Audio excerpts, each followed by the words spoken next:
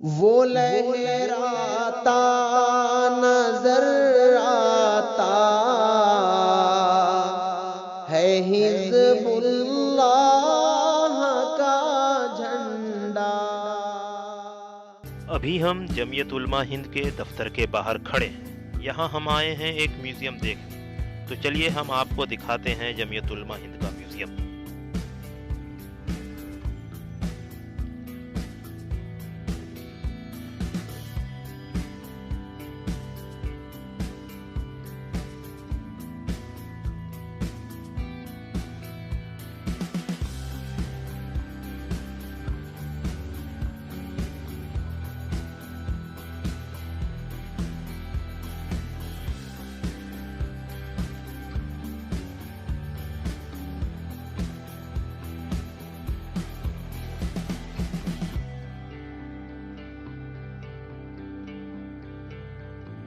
तो दोस्तों हम पहुंच गए हैं जमीयत उलमा हिंद के म्यूज़ियम के अंदर। ये म्यूज़ियम काफ़ी खूबसूरत है। इसी के साथ एक लाइब्रेरी भी अटैच है जहाँ पे पुराने मखतूतात अखबार यहाँ मौजूद हैं।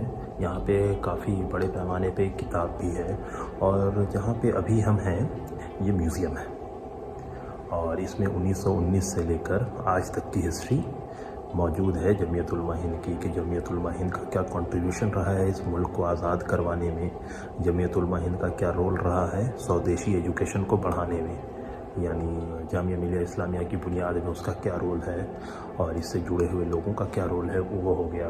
और इसके अलावा मुल्क तकसीम से रोकने के लिए उनका क्या कंट्रीब्यूशन था वो हो गया और किस तरह से कांग्रेस के साथ उन्होंने मिलकर काम किया वो हो गया। फिर 1947 के बंटवारे के बाद जो विस्थापित हुए लोग उनकी उन्होंने किस तरह से मदद की और फिर 1954 वगैरह हो गया, 48 हो गया और फिर नेशनल यूनिटी कॉन्फ्रेंस हो गया 1993 का।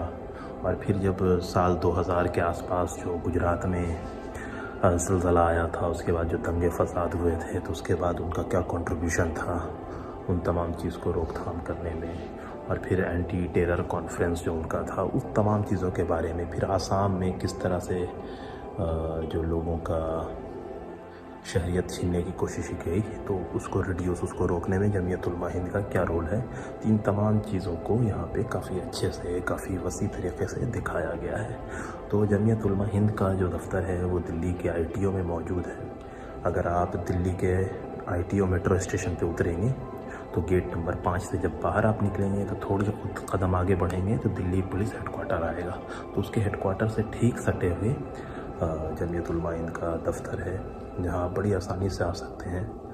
तो मेरे हिसाब से यहाँ आपको आना चाहिए और आके देखना चाहिए कि क्या रोल है जमीयत उलमा हिंद का नेशन बिल्डिंग में, मुल्क को तरक्की याफ्ता बनाने में। ये संस्था आज की डेट में 101 साल का हो चुका है। साल 1919 में इसकी क़याम हुई थी। ये जो कोठरी है इसमें ये दिखाने की कोशिश की गई है कि किस तरह से जेल में लोग रहते थे और ये ख़ास मिट्टी की दीवार है। और इसमें जो सबसे यूनिक चीज़ जो देखने को आपको मिलेगी वो ये है कि तमाम चीज़ों को 2 हिस्सों में बांट दिया गया है। तो इससे एक चीज़ ये समझ में आता है कि जिन लोगों ने मुल्क की आज़ादी के लिए कुर्बानी दी उनका मकसद था मुल्क को एक रखना, लेकिन एट दी एंड मुल्क 2 टुकड़े में बट गया। तो एक सांकेतिक चीज़ है जिसको आप समझ सकते हैं कि यहाँ पे जो तमाम चीज़ है उसे 2 हिस्से में बांट दिया गया है। तो ये उन लोगों का एक दर्द है जिन्होंने मुल्क को आज़ाद कराने के लिए अपना सब कुछ कुर्बान किया, पर आखिर में मुल्क 2 टुकड़े में बट गया।